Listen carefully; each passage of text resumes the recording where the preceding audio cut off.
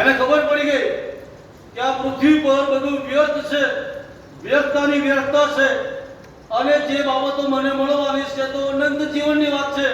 અને જ્યાં સુધી હું તારણ નહીં પામું, જ્યાં સુધી મારું જીવન પ્રભુને નહીં સોંપું, જ્યાં સુધી પ્રભુની સેવાના માટે વપરાશ નહીં, ત્યાં સુધી મારા માટે સ્વર્ગના દ્વારો બંધ છે.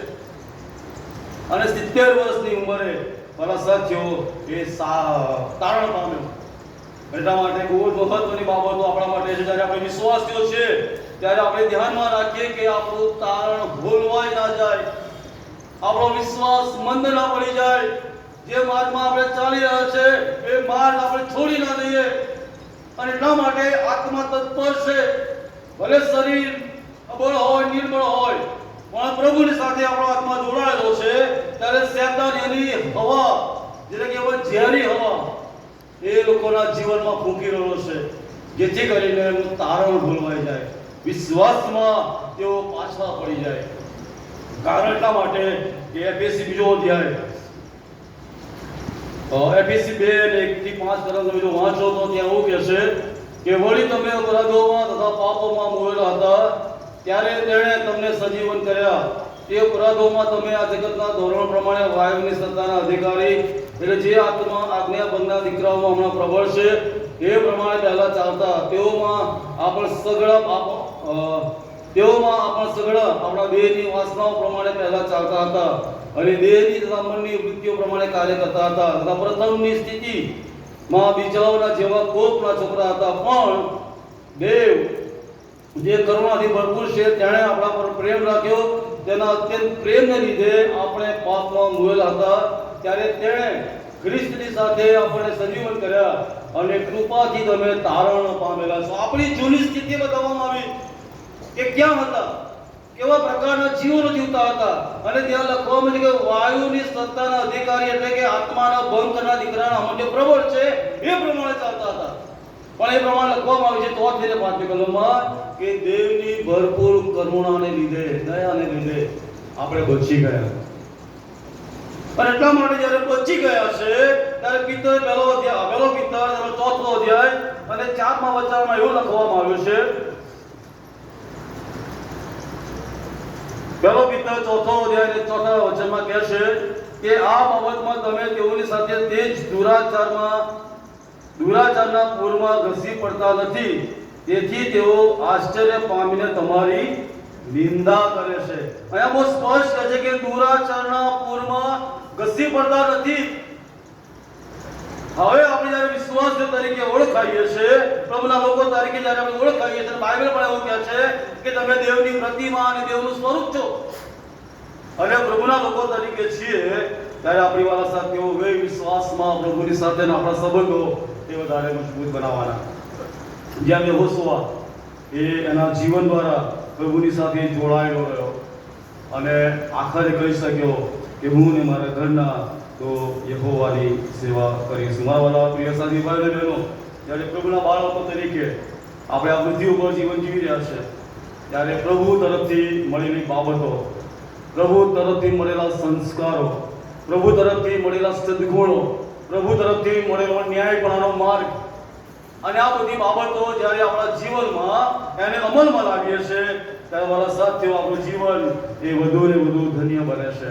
પ્રભુના કહ્યા પ્રમાણે જ્યારે આપણે ચાલીએ છીએ, પ્રભુની આજ્ઞાઓ પ્રમાણે આપણા જીવનોને પ્રભુમાં વ્યતીત કરીએ છીએ ત્યારે ચોક્કસ આપણે એ વિશ્વાસને ટકાવી રાખીશું, અને એમાં એવા સાથીઓ એ આપણે સફળ થઈશું. જેમ આપણે સુંદર વસ્ત્રો પહેરીએ છીએ, સારામાં સારા વસ્ત્રો પહેરીએ છીએ, જેના કારણે આપણી સુંદરતા દેખાય છે, આપણે લોકોની આગળ સારા દેખાઈએ છીએ.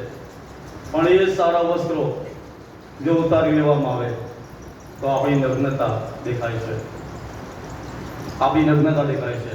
અને પ્રભુએ આપણને તારણના વસ્ત્રો આપ્યા છે, પ્રભુએ આપણને વિશ્વાસ આપ્યો છે, પ્રભુએ આપણને એના સારા સદ્ગુણો શીખ્યા છે, પ્રભુએ આપણને એના સારા સંસ્કારો બતાવ્યા છે. અને જ્યારે આપણે વિશ્વાસી તરીકે જીવન જીવીએ છીએ ત્યારે આમાંની એક પણ બાબત જ્યારે આપણે મૂકી દઈએ છીએ, એટલે સંસ્કારને મૂકી દઈએ છીએ તો નગ્નતા આવે છે, સદ્ગુણો મૂકી દઈએ છીએ તો નગ્નતા આવે છે, ન્યાયપણનો માર્ગ મૂકી દઈએ છીએ ત્યારે નગ્નતા આવે છે. આદમ અને હવા જ્યારે આપણે ફળ ખાધું ત્યારે અમને ખબર પડી કે અમે નાગા છીએ. એમની આંખો ખુલી. ત્યાં સુધી ફળ ખાધું નથી, ત્યાં સુધી એમને એમની પોતાની નગ્નતા દેખાતી નથી. બંને સાથે રહે છે, સાથે હરે છે, વરે છે, ખાય પીએ છે, આનંદ કરે છે, પ્રભુની સાથે એ જ સ્થિતિમાં વાત પણ કરે છે. પણ જે દિવસે પાપ આવ્યું, ફળ ખાધું, એ દિવસે જ એમને ખબર પડી કે અમે નાગા છીએ. પાપ આવ્યું એટલે સંસ્કારો ચાલે ગયા, પાપ આવ્યું એટલે દૃશ્યતા આવી, પાપ આવ્યું એટલે સદગુણો ચાલે ગયા, પાપ આવ્યું એટલે માફીનો આત્મા મરી ગયો. બહુ જ મહત્વની બાબતો. તમને અને મને પ્રભુએ એ ન્યાયવાળા વસ્ત્રો પહેરાવ્યા છે, સારા સંસ્કારો આપ્યા છે, સારા સદગુણો આપ્યા છે, અને પ્રભુના લોકો તરીકે જ્યારે આપણને જગતમાં મૂક્યા છે, ત્યારે જો આપણે એક પણ પ્રકારની બાબતોમાં બીજાઓના માટે નુકસાનરૂપ બનીએ છીએ, તો માની લેવાનું કે આપણી પરથી એ વસ્ત્રો ચાલ્યા ગયા છે. પ્રકટીકરણ 15મો અધ્યાય અને 16મો અધ્યાય 15મું વચન વાંચીએ, ત્યારે એ પ્રમાણે કહે છે, પ્રકટીકરણ 16 અને 15.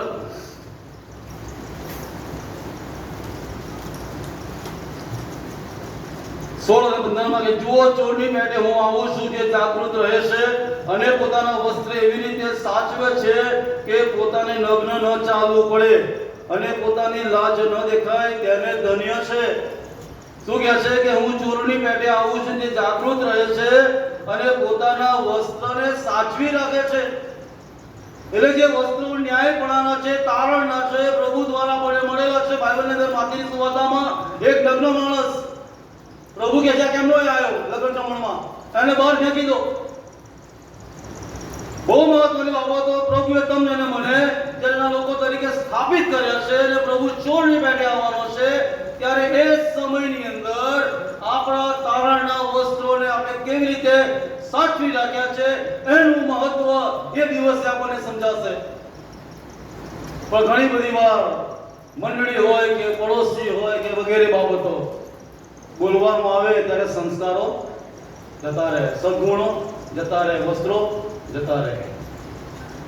ઘણા બધા લોકો કહે છે કે એના મા બાપ એને સારા સંસ્કાર જ નથી આપ્યા. આપણે કહીએ છીએ ને, જ્યારે કોઈ છોકરો કે છોકરી વગેરે બાબત જ્યારે બને ત્યારે ઘણા વડીલો કે એના મા બાપ એને સારા સંસ્કારો આપ્યા નથી. બહુ મહત્વની બાબત. જો મા બાપો તરીકે બીજાઓની આપણે ટીકાઓ કરીએ છીએ, કોઈના છોકરા માટે સારા સંસ્કારની આપણે અપેક્ષાઓ રાખીએ છીએ, ત્યારે આકાશમાંનો બાપ જેણે તમને મને ઉત્પન્ન કર્યા છે, જેણે પોતાના દીકરા પ્રભુ ઈસુ ખ્રિસ્તને આપણા માટે વધસ્તંભ પર મરણ પામ્યા સુધીની વેદનાઓને સોંપ્યો છે, એ આકાશમાંનો બાપ તમારી મારી પાસે કેવી અપેક્ષા રાખે છે. બહુ મહત્વની બાબતો આજે સવારે વાલા સાથીઓ પ્રભુ આપણને કહી રહ્યો છે. યાકૂબ 1 અને 5, 6 અને 7, 8 કલમ 6 થી 8. પરંતુ કંઈ પણ સંદેહ રાખ્યા વગર વિશ્વાસથી માંગવું, કેમ કે જે કોઈ સંદેહ રાખે છે તે પવનથી ઉછળતા તથા આપણા સમુદ્રના મોજા જેવો છે. એવા માણસને પ્રભુ તરફથી તેને કંઈ મળશે એવું ન ધારવું. બે મનવાળો માણસ પોતાના સઘળા કાર્યમાં અસ્થિર છે, દૂધમાં અને દહીંમાં. મેં જીવું યા મરું તેરે લીએ. કોકને સંદેશો આપેલો ત્યારે કહ્યું રવિવારે પ્રભુના માટે અને બાકી બધું આપણા માટે. રવિવારે જ્યારે દિવસમાં આવીએ ત્યારે ખ્રિસ્તી. બહુ મહત્વની બાબતો આજે સવારે વાળા સાથીઓ એ પ્રભુ આજે આપણને બતાવી રહ્યો છે. યહોશુઆ કેમ સફળ થયો, એનું કૌટુંબિક જીવન કેમ સફળ થયું, એણે કેમ કહી શકે કે હું ને મારા ઘરના તો યહોવાની સેવા કરીશું. આ બધી બાબતો જે ઈશ્વર તરફથી એને મળી હતી, એ બધી બાબતો માં ટકી રહ્યો. એના વિશ્વાસનો જે પાયો હતો એણે બહુ ઊંડો નાખેલો, બહુ ઊંડો એણે પાયો નાખેલો. માથીની સુવાર્તા 7મા અધ્યાયમાં છેલ્લા પેરેગ્રાફમાં છે મૂર્ખ માણસ અને ડાયા માણસની વાત. ડાયા માણસે પ્રભુની વાત માની, સાંભળી અને ખડક પર પોતાનું ઘર બાંધ્યું અને એ ઘર એ ટકી રહ્યું. આજે વાલા પ્રિય સાથી થયેલો આપણે પ્રભુના લોકો તરીકે છીએ. વિશ્વાસ એક જ તરફથી નથી હોતો. પ્રભુ તો આપણી પર વિશ્વાસ રાખે છે, પ્રભુની આપણી પર ભરોસો છે, પણ સાથે પ્રભુ આપણો પણ વિશ્વાસ માંગે છે. જ્યાં સુધી આપણે એની સાથે વિશ્વાસમાં નહીં જોડાઈએ ત્યાં સુધી પરિણામો નથી. બાઇબલમાં ઘણા બધા દાખલાઓ છે. લાઝરસ જ્યારે મરણ પામ્યો ત્યારે પ્રભુએ શું કહ્યું કે પથ્થર ગબેડો બતાવો. તો પ્રભુ હાથ મારે તો પથ્થર ના આવી જાત, પણ એ જે પથ્થર હટાવનારા લોકો હતો એમનો વિશ્વાસ વધે. દ્રાક્ષરસ ફૂટી ગયો ત્યારે ચાકરોને શું કહ્યું કે પાણી રેડો. શું પ્રભુ ડાયરેક્ટ એમ ના કે પ્રભુને કહ્યું કે કુંડા દ્રાક્ષરસથી ભરાઈ જાઓ? જે બોલ્યો અને પૃથ્વી રચાઈ, જે બોલ્યો અને ઝાડ ઉત્પન્ન થયા, જે બોલ્યો અને પક્ષીઓ અને પ્રાણીઓ ઉત્પન્ન થયા, એમ પ્રભુ એમ ના કહે કે દ્રાક્ષરસ તાજો થઈ જાય અને ભરાઈ જાય. પણ એણે શું કહ્યું? ચાકરોને કહ્યું કે પાણીથી ભરો. અને એટલા માટે ચાકરોનો વિશ્વાસ 10 કોળિયા સાજા થયા, જાણીએ છે. પણ જ્યારે શું કહેવામાં આવ્યું કે તમે જાઓ અને તમારો શરીરો યાજકને બતાવો. હવે જ્યારે 10 કોળિયા જતા હતા ત્યાં પ્રભુ એવું કહ્યા નથી કહ્યું કે તમે સાજા થાઓ, અથવા એ જે 10 જણા જ્યારે જતા હતા યાજકને બતાવવા માટે ત્યારે એમના મનમાં શંકાઓ પેદા ના થઈ કે પ્રભુએ નથી બોલ્યા, પ્રભુએ નથીનું પરાક્રમ આપણા પર મૂક્યું, પ્રભુએ નથી કાદવવાળો જે કાદવ મારી આપણા શરીર પર લગાવ્યો, કે પ્રભુ નથી કશું બોલે જાઓ તમે સાજા થાઓ, આવું કશું નથી બોલ્યો. અને એટલું જ કહે છે કે જાઓ અને તમારા શરીરો યાજકને બતાવો. અને લોકો ગયા. એ એમના વિશ્વાસમાં પ્રભુએ કહ્યું છે, સામે એમનો વિશ્વાસ મળ્યો. અને જ્યારે બંને વસ્તુ ભેગી થઈ ત્યારે પરિણામ આવ્યું. જ્યાં સુધી બંને વસ્તુ એક ના થાય, ઈશ્વર આપણામાં વિશ્વાસ કરે છે, આપણા પર ભરોસો મૂકે છે, પણ એની સાથે આપણો જે ભરોસો છે એ બહુ મહત્વનો ભાગ ભજવે છે. જ્યાં સુધી આપણે એની સાથેના વિશ્વાસના સંબંધમાં આવતા નથી ત્યાં સુધી જે આશીર્વાદોની અપેક્ષાઓ આપણે રાખીએ છીએ એ મળી શકતા નથી. યહોશુઆને જ્યારે પ્રભુએ કહ્યું ત્યારે 100% પ્રભુની સાથે યહોશુઆ વિશ્વાસુ રહ્યો છેક છેલ્લે સુધી. અને મરણની અવસ્થા સુધી આણે કહ્યું કે હું ને મારા ઘરના, એવું નહીં કે આ 55 વર્ષ થયા આ પતિ કે નામ, એવું જીવંત જ્યારે પ્રભુને પસંદ કર્યો ત્યારથી લઈને મરણની છેલ્લી અવસ્થા સુધી એ પ્રભુને વિશ્વાસ રહ્યો. અને એટલા માટે પ્રભુએ એને સફળ આગેવાન બનાવ્યો. આપણા વ્યક્તિગત જીવનોમાં વાલા સાથીઓ, જ્યાં સુધી આપણે દરેક બાબતમાં આપણા વિશ્વાસને દ્રઢ નહીં કરીએ, આપણા વિશ્વાસને પ્રભુની સાથે નહીં જોડીએ, ત્યાં સુધી જે પરિણામની વાત છે આપણે જોવા મળશે નહીં. પણ ઘણી વાર શું કરીએ છીએ? સમાધાન કરી રહીએ છીએ. બાઇબલમાં બીજો કોરિન્થી 5:20 વચનમાં સમાધાનની વાત લખી છે, પણ અંગ્રેજી બાઇબલમાં કોમ્પ્રોમાઇઝ શબ્દ વાપરવામાં નથી આવ્યો, રિકન્સિલિંગ શબ્દ વાપરવામાં આવ્યો છે.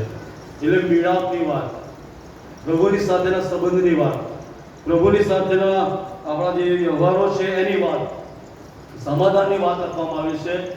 એટલે કે આપણું જે જૂનું માણસ પણ છે એને મૂકી દઈને પ્રભુની સાથેના સંબંધમાં જોડાવું અને સલાહ અને સંપની વાત અને સમાધાન. ઇંગ્લિશ બાઇબલમાં કોમ્પ્રોમાઇઝ નથી લખ્યું, રિકન્સિલિંગ લખ્યું છે. એટલે પ્રભુની સાથેનો સલાહ સંબંધ. જ્યાં સુધી વાલા સાથીઓ આપણે આ પ્રમાણે કોમ્પ્રોમાઇઝ કરીએ છીએ તો વાલા સાથીઓ આપણા જીવનો એ પ્રભુની સાથે જોડાયેલા નથી. કોઈ કંપની હોય અને કંપનીની અંદર કારીગરો, કર્મચારીઓ અને માલિકની વચ્ચે જ્યારે સંઘર્ષ ઊભો થાય, અમે સીમા કંપનીમાં આપણે બધા સારી રીતે જાણીએ છીએ, શું થાય? બંને પક્ષની માગણી હોય, કારીગરોની માગણી અલગ હોય અને માલિકની માગણી અલગ હોય. પણ બંને જ્યારે માગણીઓ કરે ત્યારે બંનેની માગણીઓ સંતોષાય નહીં, એટલે વચ્ચેનો રસ્તો કાઢવો પડે. અને એને શું કહેવાય? સમાધાન. આ બાજુ કારીગરને સાચવી લેવાના, કારીગરો જતું કરે, આ બાજુ માલિક પણ જતું કરે, અને બંને જતું કરે અને જે પરિણામ આવે એ સમાધાનની વાત. કારીગરો એમને જે લાભ હતો, એમને 100%ના જે આશા હતી એમાં 50% જતું કરવું પડ્યું, માલિકે પણ જતું કરવું પડ્યું, અને ભેગું થયું ત્યારે સમાધાન થયું. પણ ખ્રિસ્તી જીવનમાં એવું નથી. ખ્રિસ્તી જીવનની અંદર આપણે આ રીતે સમાધાન કોમ્પ્રોમાઇઝ કરી શકતા નથી. કારણ કે બાઇબલ આપણને બતાવે છે, નિર્ગમનના 5મો અધ્યાય તમે જો વાંચો તો ત્યાં ઘણી મૂસા જ્યારે ફારૂની આગળ જાય છે અને ફારૂને કહે છે કે તું અમારા લોકોને છોડ અને અમે 3 મુજબ કાપીને જઈએ રણ્યમાં અને ત્યાં અમે અમારા દેવની સ્તુતિ કરીએ અને યજ્ઞ ચડાવીએ.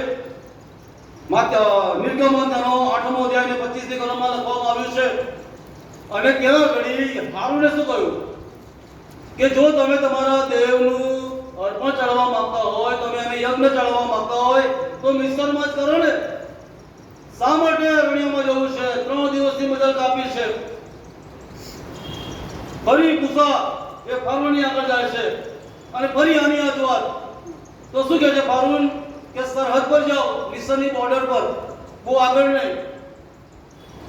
ફરી પાછો જાય છે મૂસા અને શું કહે છે કે સારું, તમે જાઓ, મોટા જાઓ, છોકરાઓ જાઓ, સોરી તમે જાઓ, તમારી સ્ત્રીઓ અને તમારા બાળકો અહીંયા રહે.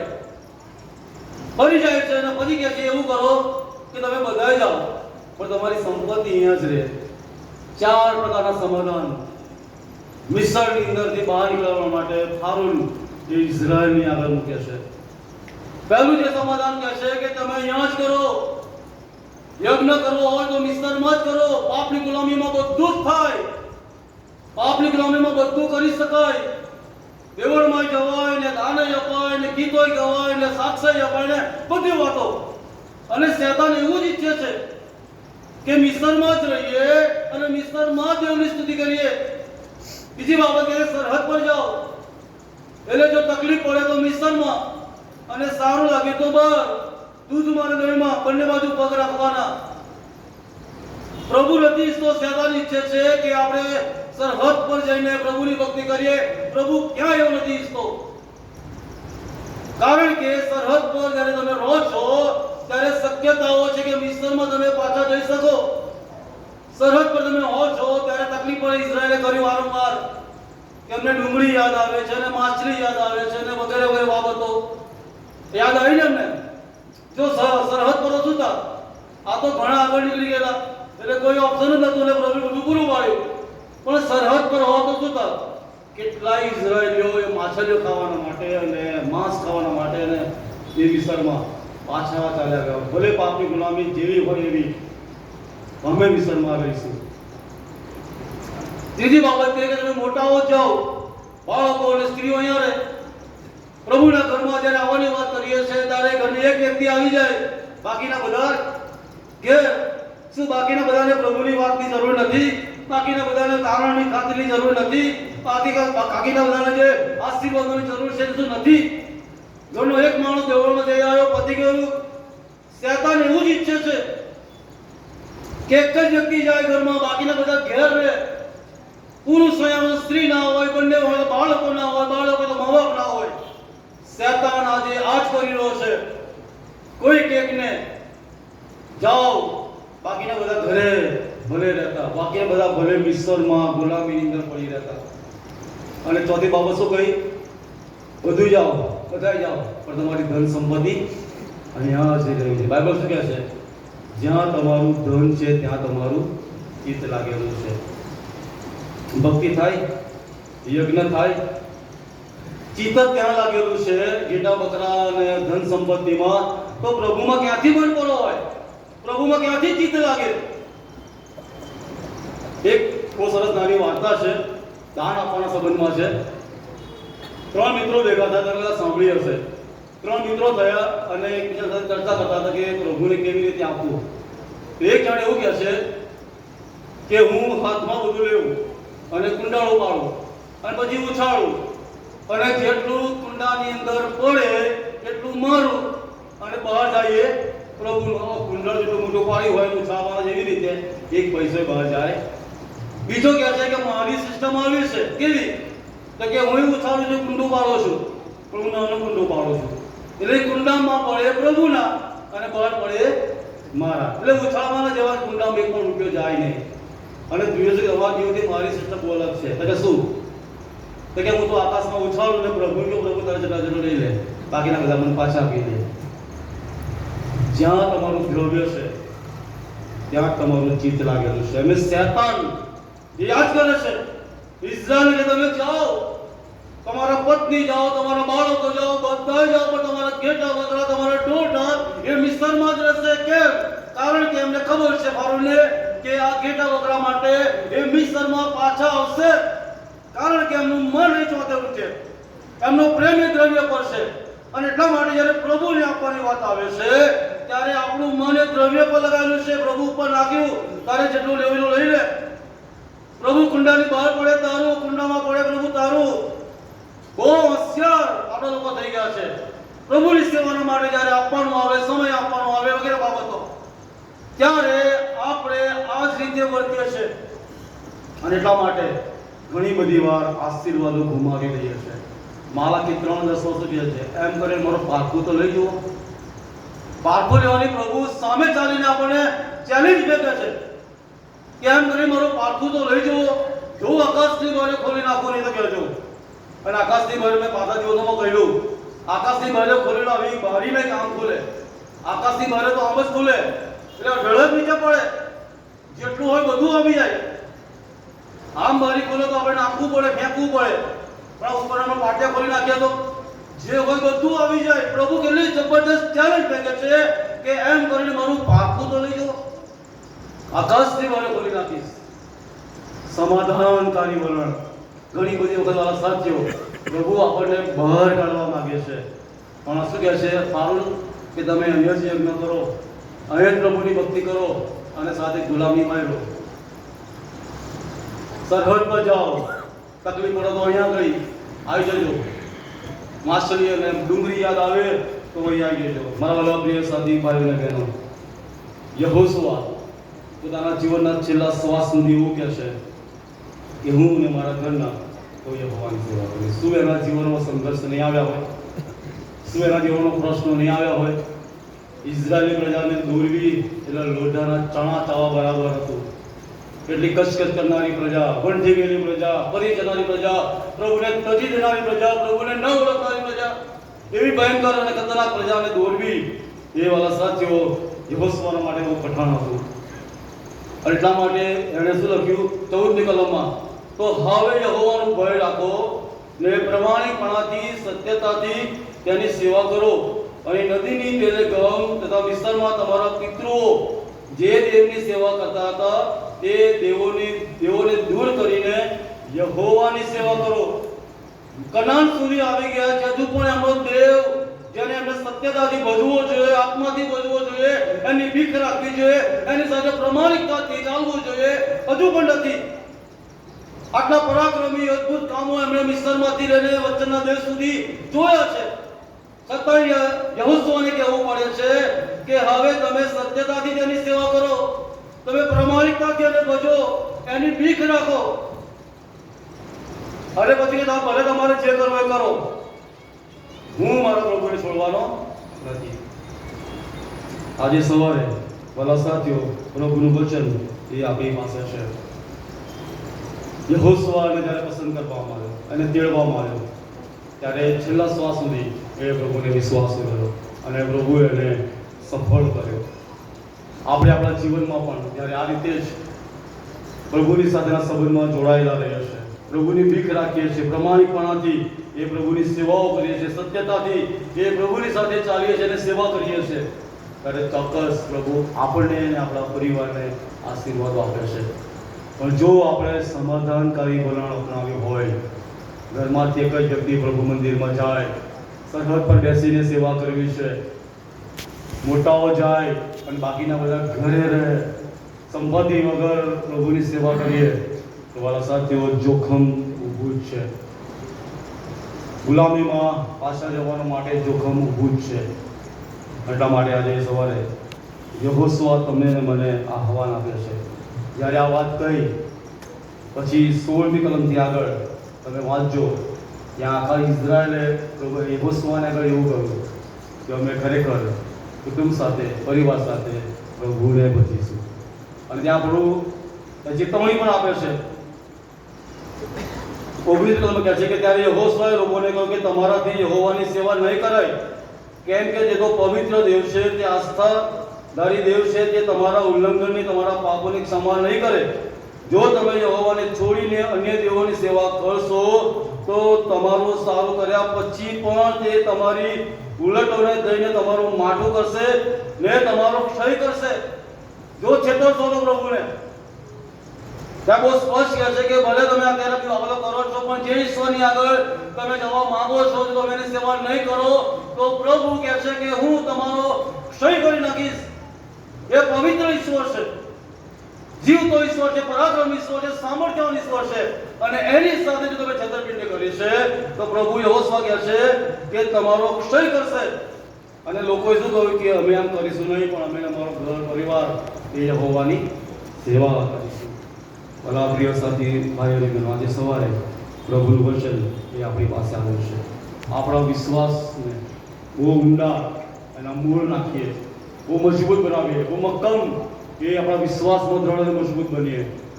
જ્યારે પ્રમાણે કરીશું ત્યારે ચોક્કસ વાળા સાથીઓ એ પ્રભુ આપણને એના આશીર્વાદથી ભરપૂર થશે. 100% પ્રભુ આપણી પાસે માગે છે. પ્રભુ 100% છે અને પ્રભુ આપણી પાસે પણ 100% જ માગે છે. જ્યારે પ્રમાણે કરીએ છીએ ત્યારે વાળા સાથીઓ આપણું જીવન એ પ્રભુમાં ધન્ય બને છે. જો સમાધાન કાર્ય વર્તન ક્યાંય અપનાવ્યું છે તો આજે આપણા માટે આ ચેતવણી છે. પ્રભુ આ વચનો સમજવા માટે આપણા બધાની સહાયને થેન્ક યુ.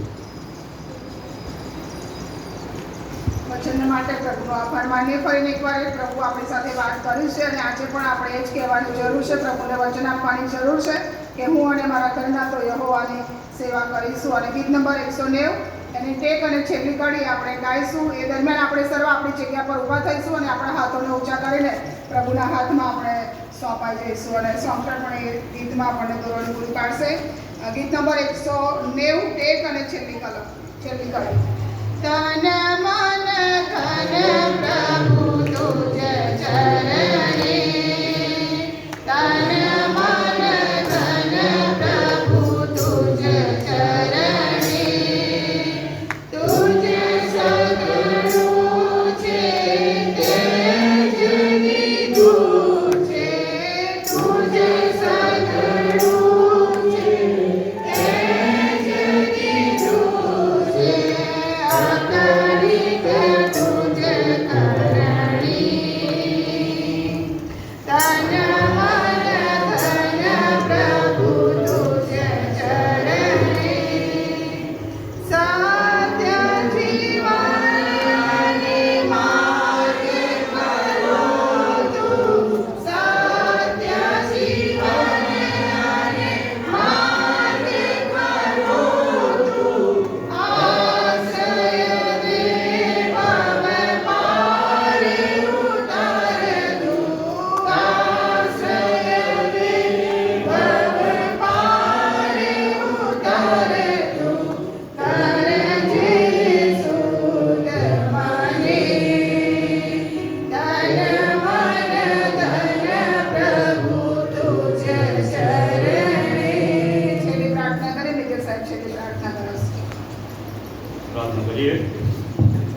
સર્વ સારા આશીર્વાદોનો આપનાર અમારા પ્રભુ, અમે તમારો આભાર માનીએ છીએ, તમારી સ્તુતિ કરીએ છીએ, તમારી હાજરીના માટે, તમારી ઉપસ્થિતિના માટે, તમારો આત્મા જગ્યા પર કામ કરે છે આત્માના માટે પણ પ્રભુ અમે તમારો આભાર માનીએ છીએ. અમે બધા જ પ્રભુ અસુભના માણસો છે પણ તમારી દયા અને કૃપા માટે આભાર માનીએ છીએ કે જે કૃપાને લીધે પ્રભુ અમે નાશ પામતા નથી. અને પ્રભુ રોજ તમે કૃપા તાજી કરો છો અને પ્રભુ કૃપામાં અમે વૃદ્ધિ પામીએ, વિશ્વાસમાં વૃદ્ધિ પામીએ. તે માટે પ્રભુ તમે રોજ અમારી સાથે તમારા વચનો દ્વારા વાત કરો છો. અમારા એવી તમામ નબળાઈઓ અને ગુણો અને ખામીઓને પ્રભુ તમે વચનો દ્વારા બતાવો છો. ત્યારે આજે પ્રભુ અમે મારા જીવનોને તમારા હાથોમાં પ્રભુ સોંપીએ છીએ. પવિત્ર આત્મા દેવ, તમે અમારા હૃદય અને મનનો કબજો લો. પવિત્ર આત્મા દેવ, તમારું સામર્થ્ય અને પરાક્રમ તમે અમને પૂરું પાડો. અમારા એવી બધી જ અધૂરાઈઓને પ્રભુ ઈસુ ખ્રિસ્ત તમારા લોહીમાં પ્રભુ તમે દૂર કરો. અમારા જીવનને પ્રભુ તમારામાં શુદ્ધ અને પવિત્ર બનાવો અને આત્માથી અને સત્યતાથી પ્રભુ તમારું ભજન કરીએ. અને જેમ યહોશુઆ કહી શકે કે હું અને મારા ઘરના તો યહોવાની સેવા કરીશ. ઓ પ્રભુ, તમે અમને યહોશુઆના પરિવારની જેમ તમારી સેવા કરવા માટે પ્રભુ તમે અમને તૈયાર કરો. જ્યાં પ્રભુ અમે સમાધાનકારી વલણ અપનાવી લીધેલું છે, પ્રભુ તમે એમાંથી અમને બહાર લાવો અને પ્રભુ તમે એમાંથી નીકાળો. અને પ્રભુ તમે જે અમારી પાસે 100% અપેક્ષાઓ રાખો છો એ કરવા માટે પ્રભુ તમે અમને તૈયાર કરો. અને દ્વારા મળતા આશીર્વાદો પ્રભુ અમે પ્રાપ્ત કરીએ. કૃપા તમે થવા દો. જે વસ્ત્રો તારણના ન્યાયના વસ્ત્રો પ્રભુ તમે અમને આપ્યા છે એ પ્રભુ છેલ્લા શ્વાસ સુધી અમે ટકાવી રાખીએ. અમારું તારણ ભૂલવાય ના જાય ત્યારે પ્રભુ તમારા આત્માથી અમને ભરો અને વચનના પ્રકાશમાં અમને બધાને ચાલવાના માટે પ્રભુ તમે મદદ કરો. અમે બધામાં તમારા હાથોમાં પ્રભુ સોંપાઈએ છીએ. અમારા પાપોની માફી આપો. તમારા પવિત્ર જુબજોમાં અમારા જીવનોને મુક્તા પ્રભુ ઈસુ ખ્રિસ્તના નામમાં અમારું સાંભળો અને માન્ય કરવામાં આવે. સર્વભાજરી અને આપણે ગાઈશું.